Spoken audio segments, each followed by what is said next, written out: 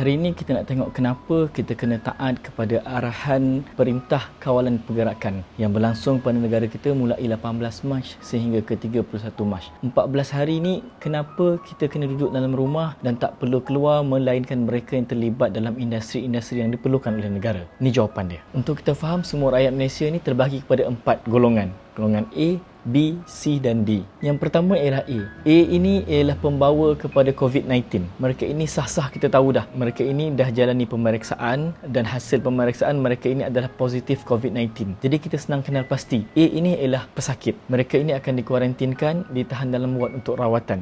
Jadi A ini ialah mereka yang kita dah kenal pasti dan kita dah simpan siap-siap. Supaya apa? Supaya sakit ni tak merebak. Dan mereka ini dirawat supaya sakit mereka boleh sembuh. Seterusnya, selepas A ialah C. C ini adalah orang yang terkait rapat atau berhubung rapat dengan A. Contoh ahli keluarga, kawan-kawan terdekat. Mereka yang ada hubungan secara langsung dengan A.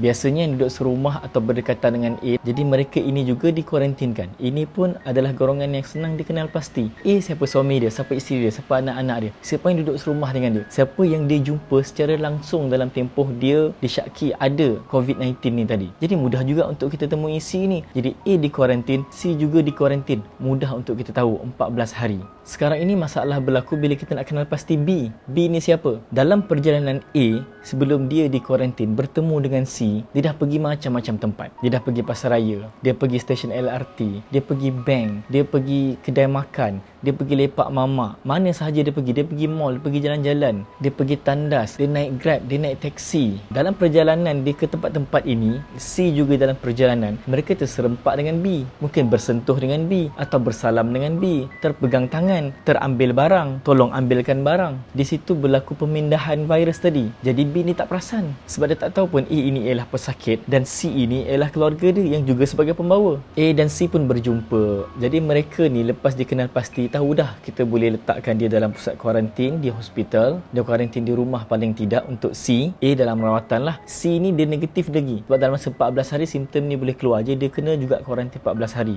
Isu sekarang ialah B. B tak tahu pun dia dah jadi pembawa. Sebab apa? Dia pernah bertemu dengan A, dia pernah ada satu tempat dengan A. A pegang ni, dia pun pegang benda yang sama. A pegang tombol pintu, dia pegang tombol pintu yang sama. A pegang rel tangga, dia pun pegang rel tangga yang sama. Jadi dia dah jadi pembawa. Simptom dia tak keluar lagi. Dia tahu dia tak ada keluarga yang kena COVID-19 tapi dia berada di luar rumah. Jadi B ini dia keluar sesuka hati. Dia dah jadi pembawa. Apa saja yang dia sentuh dah jadi tempat tinggalan virus dan dia menjadi penyebar virus tanpa dia sedar pun. Apa akan berlaku? B ni berjumpa dengan D. D lagi tak tahu apa-apa. Mereka ni mungkin kawan, mungkin saudara juga kepada B, pun tak tahu apa-apa. Yang dia tahu dia ni tak ada keluarga pun berkenaan dengan COVID-19, tak ada kawan-kawan berkenaan COVID-19. Tapi dia berjumpa dengan B. Apa berlaku? D ni tidak akan jadi B2. Maksudnya sama-sama menjadi pembawa yang mereka ni tak tahu. Simptom tu keluar bila? Dalam tempoh 14 hari. Dalam tempoh 14 hari lepas simptom ni keluar, B ni tadi, B dan B2 jadi A. Dia dah jadi, baru dia tahu. Sedangkan berapa hari dah sebelum tu? Katalah simptom tu keluar hari ke-10. 10 hari sebelum tu mana dia pergi? Dengan siapa dia bertemu? Dengan siapa dia bersentuhan? Dengan siapa dia duduk sama-sama?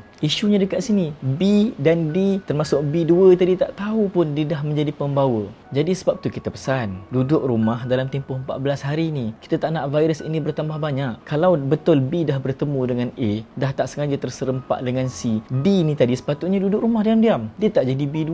Dia tak menjadi orang yang menambah bawa virus tu. Sebab tu hentikan panic buying. Jangan keluar ke mana-mana dalam kelompok yang ramai. Kalau nampak pasaraya ni ramai, jangan masuk. Balik dulu. Pergi ke pasaraya lain kalau perlu sangat nak cari keperluan. Kalau rasa masih ada keperluan untuk masak sehari dua, tunggu. Tak perlu panic buying. Tak perlu ke tempat yang ada ramai orang. Dan ini adalah sebab kenapa kita wajib untuk mematuhi Perintah Kawalan Pergerakan. Supaya kita tak menambah lagi bilangan pembawa-pembawa virus ini. Yang kemudian baru dia tahu mereka ini adalah pembawa dan mereka ini adalah pesakit COVID-19. Jadi pesan kami, duduk dekat rumah 14 hari ini, lebihkan masa di rumah. Supaya apa? Supaya tak berlaku penyebaran ini secara berluar-luasa. Dan mohonlah kepada Allah, moga negara kita cepat Allah selesaikan daripada isu COVID-19 ini, insya-Allah.